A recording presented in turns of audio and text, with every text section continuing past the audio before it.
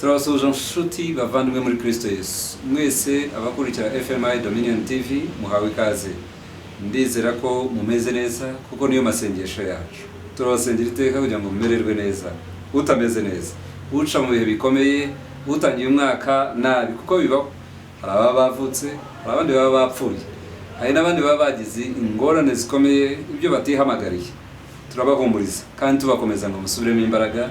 Imana iri ku ruhande rwanyu, nimugire ubwoba.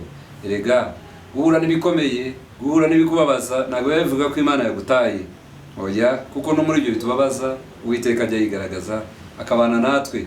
Ntabwo tuzabana n'Imana mu byiza gusa, no mu bibi bikomeye dukomeza gukunda Imana, dukomeza gushikama ku Mana tukayinambaho. Ni Pr.John murimo gukurikira muri aka kanya. Ndi kumwe na Pr.Daniel KALIMBA. Mu kanya gato turaza kumubereka atugezeho icyo Imana ishyize ku mutima.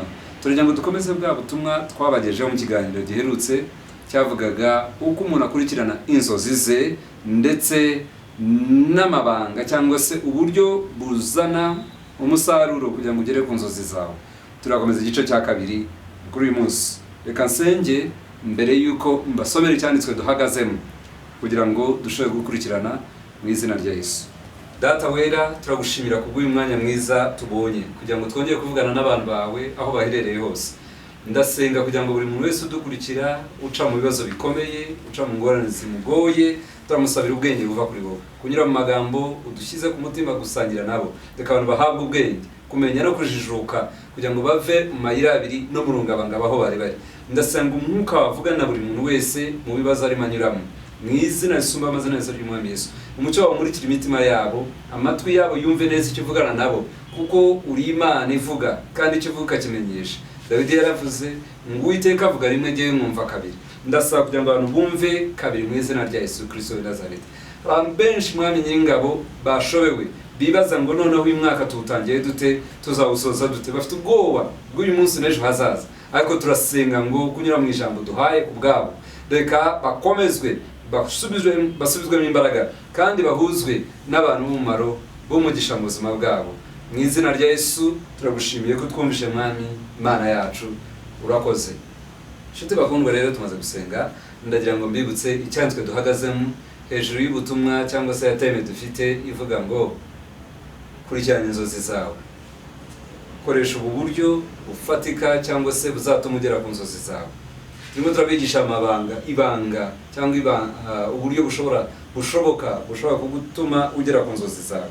Turi muri yesaya ibice 65 umurongo wa 22 niho dusoma.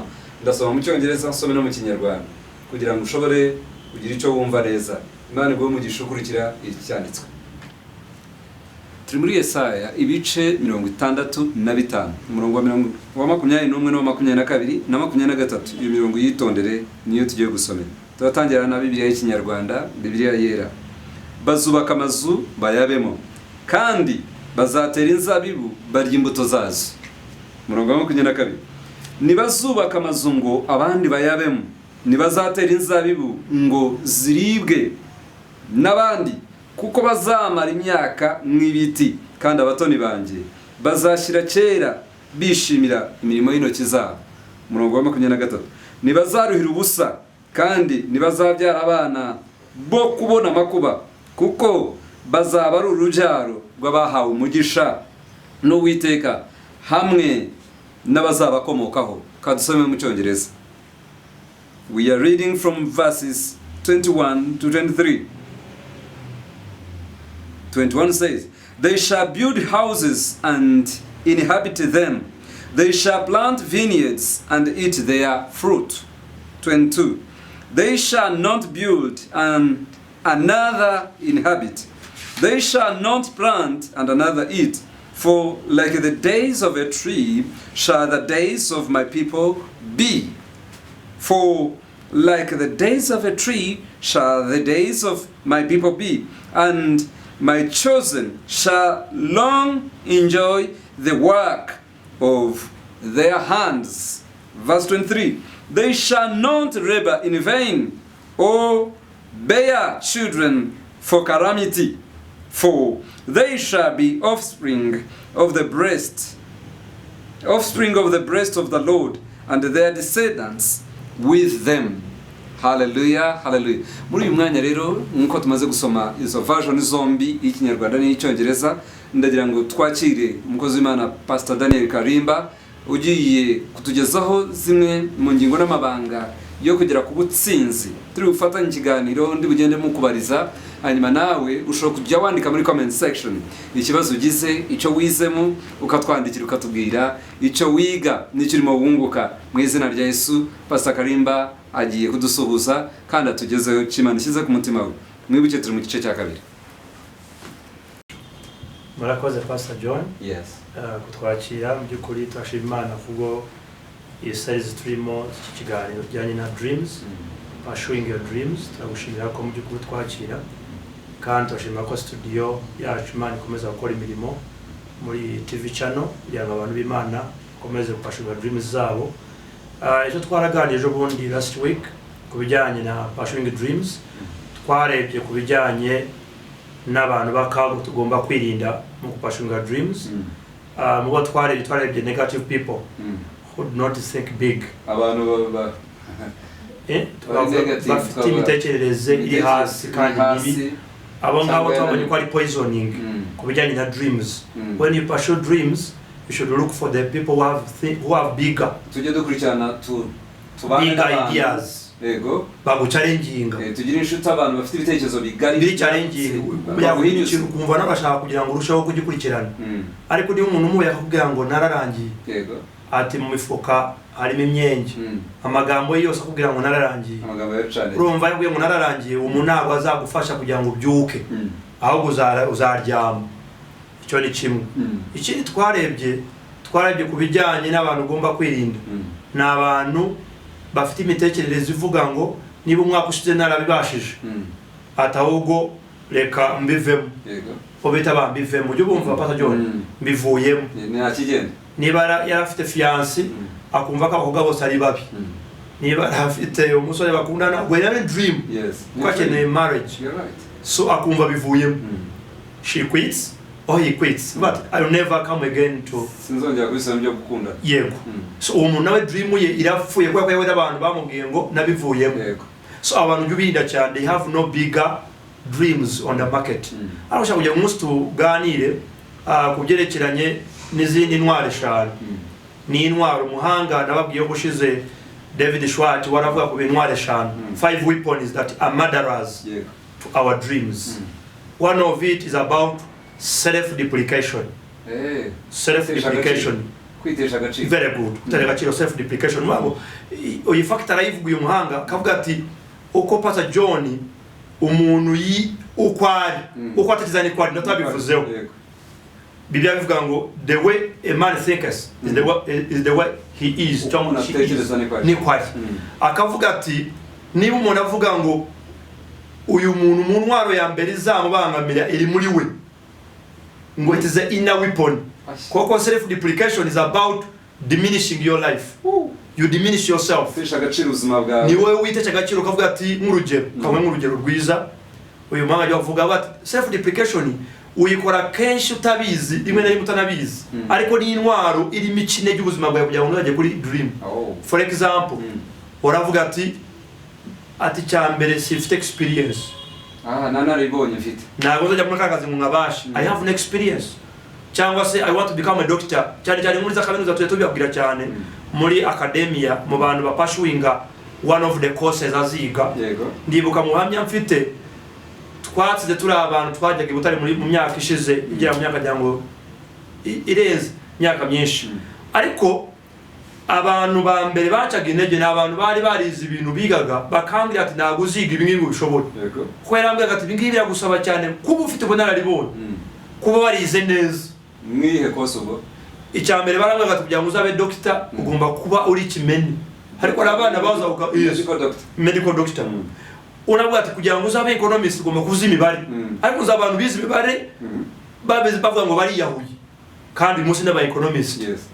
abandi bambuzaga kosi nakoze kuba a lawyer baravuga ati you cannot become a lawyer tukeretse ati ni double course batanga noble course ivuga bamwe noble course ni komangoma bigo twabayemo nago bayitangaga cyane so bakajaga ati nago iyo noble course nana wayibona uzabona nakazi ariko Imana ko nari mfite vision I pursued nje mu Rwanda barayima urakurikira ndakurikirana kubera iki I liked that course uwambwiraga we yarize management arambwira ati niwiga nuyibona ndakakubura nayo uzabona nabaziga ni noble course bava muri family zizwi ariko mu byukuri siko bimeze uko bitinyutse niko bigeraho hari umugore mu Kenya w'umukobwa yabaye muri Supreme Court aburana mu manza zishize mu myaka ishize hari mu gihugu cya Kenya ni umukobwa muto cyane mu mateka namenye ngo bamuciye intege no kujya muri pano y'abantu bazaburana mu Rwanda rukomeye barubigihugu why national case umukobwa yari mu stagiaire yari intern ari umulo yari kari muri law firm bamushira mu mwana aragenda aravuga kana karaburana dossier barumirwa yaramamaye cyane umukobwa ndagibuka neza yaramamaye bati umwana yashoboye kweza abagabo so nuwaburaniraga rutose yes mu myaka yaburaniraga Kinyata mu myaka yabanje mu matora yabanje umwana araburana umuvuga very young lady ko kajya muri pan of the councils baburaniraga Kinyata umwana arakora na reform yari yajemo iramwemera umwana yaravuzwe very young girl arakubera yari afite vision afite charismatic domain ayumva ari charismatic yavuga umwana representing arguments nanga cyo takuvuga arguments bakumva ziri well researched content y'abantu baranezerwa ati uyu mwana ahubwo ari mu bana bazakora akazi so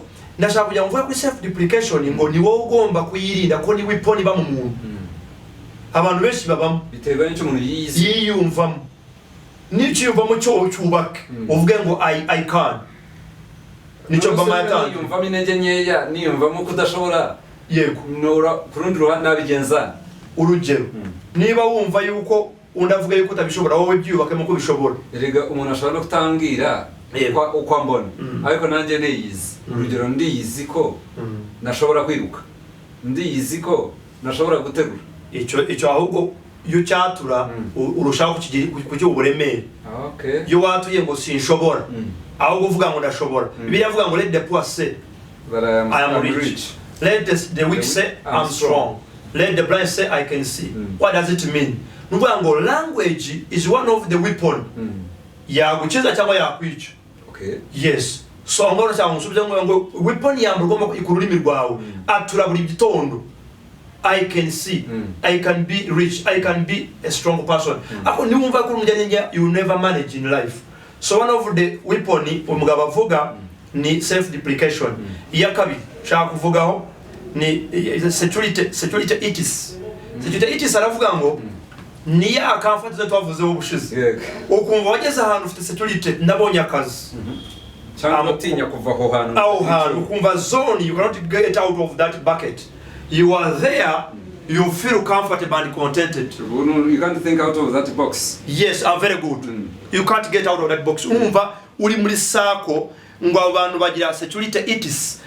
Yes, bumva baguwe neza aba contented. Nagari contented yo kumva ko Imana imuhaye amahoro yo mutima. Ahubwo agira ubwoba butuma atahinduka umuntu ukomeye. No gutinya ari tinya kuriska. Atahondi aramaje kasita nkarya adakoma rutenderi naho yarafite yego yes niba hari soko yabonye akaritsindira tenda akabona $1,000,000 uwo muntu azabivuga imyaka 20 ati nabonye amafaranga nararangije ugasanga wa muntu bamusanze muri iyo box imyaka dreams ze nago zizaba biga always azaba muri one dream uvuga kuri investment nigeze kumvuga ati reinvest again we investing none uravuga ku muntu noneho uba contented twatana dutoya uwo muntu rero azaba cyo bita igikuri agira dreams ariko zamupfiriyemo umuhanga hari undi muhanga uvuga ngo ugiye mu marimbi nka Rusororo naramukunze umuhanga ngo ugiye mu marimbi nka Rusororo you can find there dreams and dreams in Rusororo there in the cemetery ngo dreams ziri muri cemetery ziruzuye ngo asanga yes but for your dreams abo bantu kesi banapfuye premature death. Oh my God. Kubera dreams zose zuzuye aho hantu. Niyo mpamvu umugabo yasezera avuga ngo biyavuga ngo amaze gusoza umugambi w'Imana muri Iburamu muramuzi. Ngo umugambi amaze gusohora ngo agenda wegera basekuruza. Yes. Kuko yaramaze kurangiza dreams, ntago umuntu yapfa atarangiza dream. Biri byakozwe n'umwami cyane rwose. So dukomeje rero kucyo bavugaga rero turebe Yesaya. Twamurebye wari wanamusomye. Yesaya 36 ubungu barandika umuhanuzi. 35. Yes, 35. Wa 22. Arerekana investment. Bible is clear. How we invest. What investinze biranga last year. Hari n'abantu badukurikira batwumve. Imyaka kuba irangiye mu byukuri waragize disappointments reka zikubere experience. Uyu mwanga aravuga mu cyo gitabo nabagiraga kuri Thinking Big. Aravuga ngo failures is a good weapon for success as well. Burya gutsindwa kwawe ni muri tool ya experience. Kujya gukosora aho bitayitunganye mbere ubashe gukora investment. So the investment uyikora kubera ko tumaze kumenya failures zacu. Twamenya aho byafiriye muri first love. Niba waragize love ya failures umenyaho ibintu byafiriye. Eiza ni wowe wabigize mu ruhare. Eiza mugezo wowe yabigize mu ruhare wowe wige cyane. Cyangwa wagize love without balancing. Yes. Kuko na investment ndio ngoja balancing. Ni investing about the market. Okay. Iga marketplace. Pr.John muri factors in economics. The factors for the people that they're going to invest, they look at the marketplace. But for investigation, kuri market, kala visibility isoko. Very good akareba visibility bitagenda bite, ese investment is conducive. Ese investment ni nyikora market iranegereje. Kubiye market John bwe no mu cyacha mu market. Nago cyachi wayishira ahantu. Numenye ibyo abantu bakeneye. Iyo cyachi zabigikuri nayo. Navuga ngo bakomenya community, iyo cyachi yishiza. Cyane. Ifite bibazo ki cyane uje gukemura wowe cyane ntago wajya mu migina ngo ugende uvuga prosperity ahubwo bakeneye kuntu bava mu burayi. Okay. Abo bantu ni baho hantu ubona ko hari akantu k'uburayi ugenda marketplace yawo banzu yiga none se ubukene bw'abari bwo bwabasijyanye muri ubwo burayi. Aha rero menya market cyambere bababwira prosperity hari abantu biyebye n'umubwira prosperity mbere ntabwo uramuha ibyiringiro ko yaragiye rega yarazimiye. Okay. Banzu umubwire hari ukubwira ngo ibyiringiro byazanwa n'ibihari. Kuko yabigiyemo kuko yarakene birajyana. Banza umubwire ibyiringiro ariko umwereke iyo byiringiro abanza bibone ubanza umwereke ko yazimiye ariko afite yarafite amahirwe. Okay. Uranyumva neza. Nushaka kujya muri ukaca kujya cyaki nk'ahantu muri uyu mujyi hakomeye abakire nabo uzagenda ubwira abantu ubukire ko baranagufite. Okay. Market yawo ikeneye kubabwira ko Yesu azagaruka. Uramurikira Yes is about to come, is around the corner. Kuko barabona ubukire barabufite ariko bakeneye ko Yesu abasanga bejejwe. Nugenda ahantu narabahinzi muri agriculture place, farming place, aba bantu bashaka banzo bereka ingero. Ubereke market yawo bakeneye iki? Bakeneye kubereka ihumure. Ko na Yesu yavukiye mu kiraro. Ubereke urukundo. Kuko amata barayafite bakeneye kumva ko bahumurijwe batarame. Ko aho hashira ibitaramo. Burya bakonyene iyo ugiye nk'ahantu hari abakonyere cyane bakunda gutarama. Yego. Ntabwo uzagenda ubashihura ubabwira ngo isiri ibirinduye murakarabye cyane gutarama. Isiri ibirinduye abantu barapfuye. Kuko bugenda ubereka ibyiringiro. Yego. Ubabwira ko twatarama kuko Yesu yaduhaye amahoro. Ubereke Yesu ariko umenya market yawo bakeneye iki. Ugomba no kumenya mission kujya. Mission aho hantu. So muri mu kintu cyamwe ugomba kumenya ngo uyu mugabo aravuga ngo ugomba kumenya investment niko Yesaya yandika ngo nubwo babubatse inzu zikajyamo abandi bongere bubake. Ese urugero hari iki cyanditswe aravuga ngo nibazongera kubaka inzu ngo zibamo abandi. Very good. Ashyizeho gasopo. Ni urugero rw'iki muri present life. Ni vain labor. Kuruhira ubusa. Kuko uyu mugabo avuga ko bikora ikarande z'abantu bari bafite icyo gihe hariho kuruhira ubusa. Yari umuhanuzi Yesaya hanura ko Yesu azaza areka ko abantu baruhira ubusa. Hari icyo bita vain labor. Pr.John vain labor biri mu bintu umuntu arakora ariko ntagira ikintu yunguka. Ese byari biterwa n'iki karande no buswa bwaba yarakoranye ikintu yakoze. Karande nazo ari kubaza ibeshera. Burya karande nayo ikintu nacyo kivugeho. Buri karande burya abantu barabivuga cyane. Ndabyemera rwose 100%. Ariko siyo yonyine. Hari nibyo wizanira. Nese karande nishaka gutera umuntu ubujiji. Yes nabije cyane. Operating ite kuryo kuko karande ishaka gukora mu buryo bw'amayobera nanone. Urugero karande aho yabera ikibazo. Umuntu ufite karande afite kuba ari karanda komora kubijyanye n'inabi yagiriye abantu. Okay. Nyibukije akantu kamwe umuntu mwegeze kutwigisha. Aratubwira ngo karande igukuririra umuntu mubi. Yego. Yego. Cyangwa se imbaraga zikwicariye zigurusha. Iteza ibizazane. Zigukurira abandi bantu babi. Iteza n'ababisha. Yego. Urugero. Ufite kuba warahemukiye umuntu. Okay. Cyangwa se umuryango warahemukiye abantu. Okay. Umuryango wawe wagiraga ubugugu. Yenda wowe karande kambara abana bawe. Ibuye abana bawe byose bakora bakaruhira ubusa. Imbuto zarabibwe cyane. Yego, zarabibwe cyane. Ariko hari nabandi bire nabo self deprecated babandi bisuzugura. Abo ngabo nagari karande. Okay. Ahubwo we yahuye na environment. Iramukanda imwereka yuko bisaba experience nyinshi. Okay. Ya kwa applying akumva katatakatsina agatsindwa kijya mu nzira. Agenda mu nzira agatsindwa. I can't fit in that position. Waduhindi ingingo warutume ufite. Yes, nation. Iya gatatu ni competition. Okay. Competition nayo iri muri inner. It's negative. It is the inner. Just inside the person. Okay. Ukumva competition ikubere stiff. Nase kamwazi. Ufuse kushirika competition nibaza. Yes. Ni intwaro y'icyo cyangwa upaswinga vision ye. Cyangwa indoto ya rose. Yego. Urugero ushobora kuba ufite indoto cyangwa mission ufite ahantu. Yego. Uhageze usanga abandi bakora icyenda gusa nicyo kwa. Yego. None se iyo wangiriye nama niba nafite nagira ibitekerezo bi competinga. Yego. Niba competition ari mbi kuko urayifata nka weapon. Umugabo yayivuze nka weapon mbi ituma umuntu irwanya inzozi zo. Kabisobanura. Okay.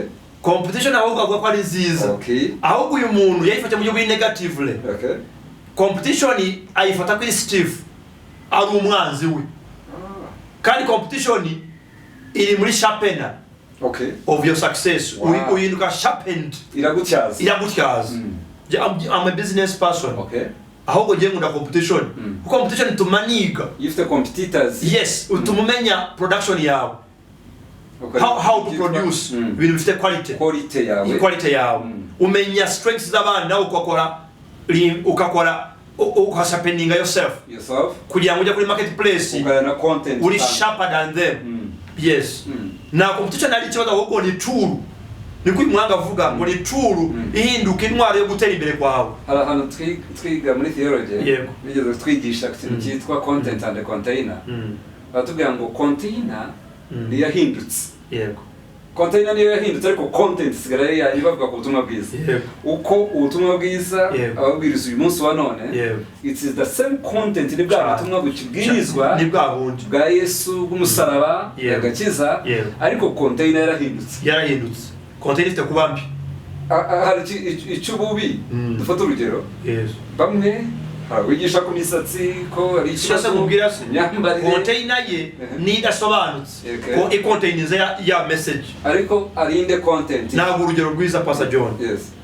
Nujya ubona abantu babivuga ati kanaka yabwira icyanditswe kimwe n'undi yabwirije ejo. Tari ku cyanditswe yayuzuye umwuka. Afite amavuta the same scripture. Very good. Uzi impamvu afite kuba ari well researched person usearching ibintu akora research nziza yasomye yasenze yafashe bitabo akora comparison afite Bible authority ayifata ibindi bitabo historical books. Theology impamvu abantu banayirwanya nuko abantu bari banze kuri ya container yabo ya kera itagutse. So wa muntu yaza akasoma ibitabo uzi gusanga umuntu ashaka gukomeza kuba tradition kandi si advancing kuko ni sinega nayo iriruka. So kugira ngo rero ubwiriza professor ufite ibirineti yambaye amaneti gutya professor afite ibitabo urebera uri muri traditional interpretation of the Bible lens akeneye kumva ubuhanga uko Bible yisobanura. Kuko na Bible tuyisobanura ariko uko yisobanura uko yitangamo kuko Bible is a big book. Abasaba bavuga ngo ni umuri kitabu. Mucyara umuri kitabu ni mama w'ibitabo. Umuri kitabu ndagafasha. Umuri kitabu ni nyina w'ibitabo ngo ni ubyara ibitabo byose. Byumva ngo Bibiliya abayisilamu bayita umuri kitabu. Niwe ngo bana ekusanya the mother of books. Ni dictionary cyane ni dictionary very good bibliothèque niko banabivuga bibliothèque umuri kitabu. Buri kantu kose karimo environment irimo politiki irimo politicians ahubwo aba nibo basoma. Yes, bakonstantino baya bose twumva amateka y'abaroma uko ibihe bihinduka, uko bihinduka iyo isigara ryari ariko evolution uko abantu bayiga. By the way, unumwe yarambwiye ngo twese Imana turayizi ariko hari umuzi Imana cyane ku rutundi. Ninde? ubu bwiye umuntu wakize urupfu, azi urupfu, azi Imana kuruta umuntu utarabona urupfu. Ndibuka nakwaye covid ubutubanya bwa you know my history, you know my testimony. Njya banwara mu bitabo. Yes. Ariko navuye Imana nayimenye cyane. Bireze ko nari nyize mu myaka kandi Imana Kalimba. Twete yaze mvuga ubutumwa bwiza. Ubu ngubu ndi munini cyane kumenya Imana. Kuko nabonye urupfu mbona marayika. Mbivuze hari abantu batabyumva batukurikira. Ni cya kindi natangiriyeho muri introduction ko no mu mibabaro. No muri ibyo ngibyo mu makwaya. Imana iri hafi yacu tuyikayine. So nayimenye cyane mu byo bunini ko nabonye urupfu rukomanga. So wavuga kuri competition dusubire kuri yangingo yacu. Uvuga ko uburyo competition yiba iyo ifashwe ari stiff izakubera a negative element. Eko bwijambo stiff sindari bubyumva neza. Nk'urugero hari irindi ryanjemo nibaza iyo ufite you competing with the bias cyangwa with the jealous. Ufite ishyari. Ryabandi ucompeting nabo bari ugumva yabaye stiff tanya kugira ishari. Igikuta cyakubereye kuyango urwanye ya stiff competition kubereye mbi uhinduye defense. Yo kuvuga ngo kagira ishari. Ushaka kuba defensive kuri competition. Ati bariya ni babi. Ugashaka kusebya bariya ni babi baku bypass. Bariya barya ruswa. Bariya regabo bafite umuntu uri hejuru yo. Mwene wabo ni minister. Ishari urema defense mechanism you out to compete. Ariko out competing nabi. Iyo ngingo ndumva yumvikanye waturebe ingingo ya kane. Iya kane aravuga ngo ni parental dictation. Kasemu parental dictation. Aho ukiyoborwa n'ibitekerezo by'ababyeyi. Urugero rw'izo umugabo atamba. Parental dictation uvuga ngo your marriage, for example, kana urugero rwiza, you have a fiancé. Ariko fiancé no wawe pe, niwe Imana yaguha. Ariko because of the past and the parental dictation, parent bakakubuza toyana n'umushaka. N'umushaka so wawe. Dream yawe Imana igwaye the real spouse. Nasabye bawe bakwanga ku buryo cyane rwose tubonye kenshi. Bakakuvutsa icyiza. Para tubonye makasoringi menshi. Barabwira ati uriya mugabo ndamukunda. Ariko parental dictation is very heavy. Ndashaka gusona neza iki kintu. Bizira mu ivangura riraje. Kandi mworohereza. Koko bya abantu bumva cyane ibyo bahurira. Ubwo nakumvisha ngo hanya ngo ribaru wariraye. Ribaru wariraye we nakumvishije. So parental dictation nukuvuga ngo parental dictation is mu bintu byinshi. If the kuza muri marriage institution ka breaking up, there is no wedding.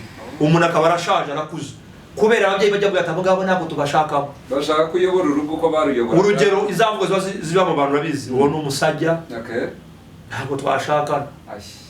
Abo ni abajepe. Izo mvugo ngo uzumva. Parental dictation izizira mu tuntu nk'utwo. Aba ni abaki. Ni abantu runaka. So they bring in divisionism mumbi. Ikaba as a result of what? Dictation of the parent. D'accord. Noneho tujya mu business, mu vision, muri business rero uzahanizira parents kubera influencing life yawe barabwira ngo nagomba gukorera muri kino gihugu. Ababyeyi barabwira ati nukora muri ako kazi. Iyo business ni involving muri utatu yikunda. Cyangwa se baranakubuza kwiga ibintu runaka. Niwiga ibingibi ababyeyi baradictatinze. Badictate education. Badictatinze imibereho yawe. Ababyeyi bari gukumva uvuga utya. Nawe uvuga ko ugiye kubambura inshingano. Oya ntabwo nyibambuye. Ababyeyi baza bafasha wa mwana akora choice. Umubyeyi yatagize amahirwe yo kugira exposure, kwiga, kujijuka mu bintu byinshi no kumenya n'iterambere n'ibihaho. Reka bisobanurira parental dictation ayibera nziza. Dictatinga ntabwo dictatinga umubuza uburenganzira. Ahubwo umubyeyi aza not dictation, the dictation can bring dictatorship. Umubyeyi aza muri freedom. Kujya mu mwana mu bwisanzure bwo kumubwira icyo yumva. Babiganireho bajya hagati. atanga inama amubwire ngo banza umbwire uwo mutware ushaka kubera umutware niki cyatumye mukunda amubwire ABCD cyambere azimana. Oh wow, that's a good factor. Icyakabiri yakwibeshaho nanjye yambeshaho nanjye nabaho. Okay, kuko ntago ari imana ko twabaho. Afite big idea, afite utekerezo bifunguye cyane. Akabanza kumva ko umubyeyi azayumva ibyo uvuga, wa mwana akamukosora, ariko namo dictating. Nujya wumva abana bamwe bahunga ababyeyi babo kuko ababyeyi baze ko babaho mu mibereho runaka. Ndabizi. For example, arashaka kujya mu ngabo z'igihugu. Umubyeyi akamubuza. Iyo ni parental dictation. Yes. Abatabasha gukorera igihugu cyane. Ariko kandi n'ababyeyi bashaka ko abana bakora imyuga bakoze. Yego. For example, very good factor. Yes, nanjye ubwanjye ubu ngubu nzaba narakoze nashaza. Abana banje bashaka kubadetera kugira ngo bahinduke baroye. Nabamoze ikosa. Yabari ikosa. Ahubwo zuru byagenda nyakwifata cyane kwaba we babisengera. Wa mwana za fitting in my dream. Ayo gutamushe tegeko. Cyane ashaka kuba nasi. Okay. Tukeneye abaforomokazi. Arashaka kuba isoja. Arwanira igihugu akibera ingabo nziza. Kuki nambere tinya kugira ngo ahinduke roye. Okay. Ahubwo reka mutegure abikunde niba biri ngombwa n'abatabyiyumvamo mumenye icyo ashaka. Abazungu Pr.John sozi. Abazungu niho kuri parental dictation bateye bayigendaho cyane. Zuko bamera bo bareba umwana icyo yavukanye akunda cyane. Yego. Niba ari umuntu ushushanya. Fine artist akunda cyane gushushanya. Umwana agashushanya. Nyigira umwana mu rugo iwanjye, umwana wanjye. Muri akunda gushushanya cyane. Zigengira ubwo umwana azabaroye. Kari kanje muka kandi bavuga. Okay. Kazabe karoye. Basi yembo nashushanya cyane agashushanya. Sigeni nifuza kugira ngo nuba bikunda cyane azashushanya. Abe engineer. So rero yo factor shabwe ko. But twishone in different angles. Okay. Umubyeyi nagomba kudictate gagomba kuba ayobora. Baya n'umuyobozi, a leader and the director, they are different. I think. They are quite different. Can you define them? Director and a leader. Director cyangwa twamfata mu rwego rw'aba n'umuyobozi. Ariko nagara umutegetsi. Ku mutegetsi agira goals zigomba kugerwaho. Leader. Ariko leader yobora abantu kugira ngo begerere kuri goals. Yes, bagere kuri goals. Yes. Ngira ngo iya gatanu nyamwa asigaye. Yes, asigaye ebyiri nka soza. Okay. Ni ya nyuma. Niyo ya nyuma. Factor gatanu ayo twise family responsibility. Okay. Nayo hari guhindukira umuntu kigusha cyo kunaniza inzozi. Tonde rero sobanura family responsibility. Yes, kuko parental dictation twayibonye. Uwamaze kuyumva. Yego. Tuzanayisubiraho. Yego. Ariko family responsibility iri mu nshingano ufite kubera umutwaro. Okay. Ukaba retarded. Retardation. Yes, very good. Retarded. Gukomeza to pursue your dream. Urugero hari cyo ubuvuzi cyo kintu ndakibaza. Yego. Nshobora kuba narahamagaye kuba a missionary. Very good, a missionary. Ndumva a man of mission. I'm a man of a mission. Yes. Ndahamagarwa kugenda ibihugu twara ubutumwa bwiza. Ariko mfite umuryango nanone. Sinzakomeza kugendana nawe. Yego, urajya Sudani ndapfirayo mu muryango wanjye rosigarutse. Yego. So nisanga kenshi nyererewe kubera umwungenge z'umuryango. Kandi gusanga nani cyo ndi bumarire gitangaje. Cyane. Nyamara ngiye nazana ndasohoza mission icyo mvukiye gukora kandi ngaruke nshobora no gufasha absolutely kujya ku bintu bikomeye kwa missionary mwizi. Yes, so ibyo byose umugabo aravuga tugomba gutegura neza kugira ngo nikubere factor for retardation towards your vision achievement, ahubwo bikubera imbaraga kuko family ahubwo ni imbaraga. Pastor Kalimba arimo uvuga uko family responsibilities zishobora kudukerereza abana n'igishaka waduhaga urugero rwo muri Matayo ndetse turubona no muri Luka ibice 14 umurongo wa 16 aho Yesu Kristo yagize ibirori wakomeje kurutanga rugarura atanga urugero rw'umukire umwe wari ufite ibirori atumiza inshuti yabwira abantu ariko abatatu muba yatumyeho bagaragaje excuses. Umwe yazanye excuse ko afite ibimasa yaguze agiye kumenyereza guhinga, undi yamaze igihe gito yashatse muri honeymoon.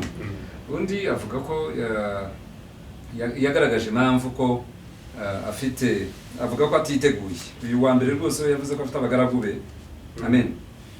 Yavuze ko uyu kansome verse 16 but they said to him, a man once gave a great banquet and invited many yatumiye benshi ubwo meni magambo Pr.John in brief abantu bose bari batumiwe yego twese twatangiza business yego that is an invitation an invitation to business sure an invitation to the marketplace okay an invitation to the church place twarahamagawe twese turatumiwe uyu n'umuhamagaro bavuga yego n'umuhamagaro ya Bible is a parable ni it is a call can be a call in business okay you have a calling in the marketplace ayo kunda kareba ibindi yes so abagabo rero bose barahamagawe ariko Yesu yagaragaje yakora mira okay akora igishushanyo akora illustration yego yerekana how depending on their excuses they left so muri cyo kwitondera nibyo afata nk'inzitwazo cyane kuko bishobora nabyaye abstractions akazi kagapfa nari mfite ubukwe ibyo bintu byose bigomba kuba ari ibintu ujyamo ariko hora uri careful yego towards your dream uyu mwaka Pr.John dusoreza abantu kugira ngo tunasoze yesaya aratubwiye ngo reinvestment you reinvest again kubera kuruhira ubusa iraguha ibyiringiro ngo ongera ushore abantu nibarambirwa dukurikira audience baradukurikira ben data tuzakomeza kugira ngo tugane mu cyo kiganiro ko kirafasha abantu ndashaka kugira ngo mwitwararike ngo uyu mwaka no tubera umwaka w'ubusa kuko twawubonye mu bwanuzi ko is a year of multiplication numwaka wa increase numwaka wa favor reka imana tukukorera repositioning reconditioning warabivuze ubushize to recondition ourselves twongeye twishire mu mibereho yo kwitegura to laying strategies hari jambo to calm down all those limitations recalibrating no kongera ugashira ku minzani ukareba your balance yego so reka uyu mwaka twore reconditioning kugira ngo twongere twitegure kuri marketplace okay wongere urebe ibyo utashoboye umwaka ushize cyabiteye burya abacuruzi ntago bajya batinya gufailinga yego ahubwo muri fair yareba cyabiteye akakora cyo bita riogo yego basigaye n'abakunda cyane cyo bita riogo riogo ntago batinya yatsinzwe abana nkaho kujye kumera intwaro akora withdraw yego akazana umuvuduko yego kandi yagarutse ntago kiba ari ikibatsi ntago mwore so reka rero abantu bategura ibibatsi yego my god sengera n'abantu mukanya ahubwo abantu bagira ibibatsi bategura bagarukana umuriro bagarukana imbaraga ariko bafite strategies sugagora umuriro nanone ngo gutwike kandi ahubwo bakafire reka bategure strategies kugira ngo uyu mwaka barangire bacivinga eiza binjire mu ngo zabo eiza bakore marriage eiza binjire mu bucuruzi eiza bacuruze bifatike kubera reconditioning themselves. May God bless you. Can close or stand and pray for the people. Urakoze cyane Pastor Kalimba, arakoze cyane umukozi w'Imana Pastor Kalimba. Amagambo amaze kutubwira ni amagambo akomeye cyane. Ni ingingo eshanu avuzeho muzibuka muzizirikane. Nitwongera garuka mu kindi gice cya gatatu cy'iyi message tuzongera dukore review tubereke izo ngingo ko ari eshanu. Ndashaka kureba umuntu wazifashe uko azazandika muri comment section zose uko ari eshanu uzandike turebe tumenye ko wakurikiye video yose ukayikurikira ukayirangiza. Nzamenya neza ko uri umwigishwa mwiza kandi ibyo wigishijwe bishobora kugirira akamaro tukazamana urumumano bazatanga ubuhamya bavuga ngo maze kumva aya magambo mwatugejejeho naragiye mpindura ibintu naragiye nkora mu buryo butangaje ibintu birahinduka. 2023 ukubera umwaka wa gutsinda no kunesha. Turaguha inama aya magambo Imana isize ku mutima wacu kugira ngo dushobore gusangira na buri muntu wese umwaka ukiri muto umwaka ugitangira kugira ngo ushobore guhaguruka neza we gupfa kwirukanka utazi yujya Uwiteka kugirire neza cyane. Ndagira ngo mbwire buri muntu wese ngiye kugusengera ngiye gusengana nawe. Ushobora kuba ufite icyifuzo yenda hari business ushaka gutangira ushobora kuba utaramenya n'iki wakora ufite umutwe byinshi uribaza nkora iki nshore hehe ariko ngiye gusengana nawe Imana iraza kuvugana nawe ivugane nawe mu nzozi mwiyerekwa mu buhanuzi wumva ijwi se rikubwira ngo iki kireke kora iki ngiki Imana izagendana nawe kandi izabana nawe. Turifuza kubona 2023 urimo mu batsinzi batera imbere bagutse mu izina rya Yesu. Kadusenge. Mana yacu nkuru se umwami wacu Yesu Kristo, ndagushimira kubw'aba bantu bari badukurikiye bakurikiye iki kiganiro, abakurikiye icya mbere n'icya kabiri. Ndagushimira inshuti zacu abasubscribinze kuri iyi channel ya FMI Dominion TV. Ndabasabira umugisha mbere ya byose. Ndabasabira kugira ngo amagambo yose avugirwa kuri iyi channel abayakurikira bose abagira umumaro kandi ubuzima bwabo buhinduke mu izina rya Yesu. Ndasengera umuntu utarakizwa, ndasengera umuntu utarafata icyemezo, utarahama neza mu gakiza, ngo mu izina rya Yesu uyu mwaka uko utangiye afata icyemezo, yiyemeze gukizwa no gukurikira umucunguzi Yesu Kristo, kuko atazakorwa n'isoni. Byanditswe byera birambwira ngo nawamwiringiye uzakorwa n'isoni.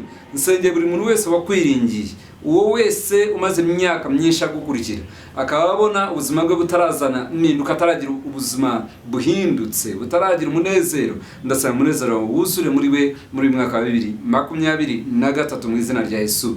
Ndasengera buri muntu wese ufite inzozi, buri muntu wari yatangiye kwandika inzozi ze, watangiye gushyira inzozi ze mu bikorwa, ugifite mwami nyiringabo ataragira amahitamo, afite inzozi zitandukanye, aribaza nkora iki nshora ahangaha. Ndamusengera ngo uvugane nawe, uvugane na buri muntu wese utegereje kumva ijwi ryawe. Hari umuntu uvuga ngo ntegereje kuyoborwa n'ijwi ry'Imana, nicyo rimbwira nicyo ndi bukore. Uvugane nawe mwami data twese muri uyu mugoroba, muri iri joro, muri iki cyumweru, muri uku kwezi, kugira ngo ashore aho uzabanira nawe, aho uzamuhera umugisha mu izina rya Yesu Kristo. Nderukana imyuka y'inyatsi, imyuka ikurikirana karande zikurikirana zose z'ibihombo, kwamburwa, kunyagwa, nuko wose wo guterezwa cyamunara uve ku bantu b'Imana badukurikiye mu izina rya Yesu. Abakomerekeye mu rukundo, abakoranye n'abandi bikanga, abakoranye n'abandi bagahemukirwa, ndabasengera ngo mu izina rya Yesu Kristo kuri ubu bahuze n'abantu mu mumaro, bifuriza gutera imbere no kumererwa neza mu izina ry'Umwami Yesu Kristo. Reka beho guhuzwa kubumana kudasanzwe ku bantu bose hirya no hino, kuko umugisha wa buri muntu uri mu wundi, kuko wavuze ngo nzategeka igisiga cy'aberwe ari we mugabo wo gusoza umugambi wanjye, ngo kizava iburasirazuba, ngo kizaza gisoza umugambi wanjye. Ohereza buri muntu wese utegereje umaze igihe ku mavi, avuga ngo mwami nyohereza uwo tuzafatanya, uwo tuzahuza, uwo uzashyigikira inzozi zanjye. Ndabasengera bene abo ngabo bamaze igihe basenga, ngo bahuze nabo mu izina rya Yesu, kandi bahura nabo babamenye mu izina rya Yesu. Ukuboko kwawe kw'imbaraga guhagutse buri muntu aho yari afite agahinda, mu ntege nkeya, mu rwobo rw'ubwihebe, mu bwoba, mu izina rya Yesu bashirika ubute. Aho ngabo bavuga ngo ntituzongera gushora, ntituzongera kugira out investinga. Ndabasengera ngo mwami mvugane nabo, bakangura bakure muri uwo mwijima aho bari babone inzira aho batazibonaga, kuko ari Imana irema inzira aho zitari ziri. Ndasaba kugira ngo umwuka wawe abe kuri aba bantu bambara imbaraga, mu byanditswe bitubwira muri Yesaya ibice 29 ngo abategereza Uwiteka bazasubizwamo intege nshya, bazatumbagira mu kirere, bazagurukisha amababa nk'ibisiga. Ngo ariko abo ngabo basore b'imigenda bazagenda, baziruka baruhe, bazacogora, ariko bagutegereza ntabwo bazacogora rwose. Nsengera bari bagutegereje ngo be gucogora, ahubwo bongere batumbagire mu kirere, bongere bagurukisha amababa nk'ibisiga, bongere babone icyerekezo mu izina risumba amazina yose ry'Umwami Yesu. Tubisabye data wa twese, amen, amen. Mwami abane nawe muri iyi minsi, ndagusengera kugira ngo Uwiteka agusure. Komeza gusubscribinga n'utarasubscribinga, sharing iyi video, gerageza ubwira abandi inshuti n'abavandimwe bawe basubscribinga kuri iyi channel, kandi kora comment yawe, liking iyi video. Tuzi neza ko urawufatanyije natwe kuvuga ubutumwa bwiza. Imana ibagire neza. God bless you. Yari Pr.John na Pr.Daniel KALIMBA. Amen. Naho utaha. Shalom. Amen.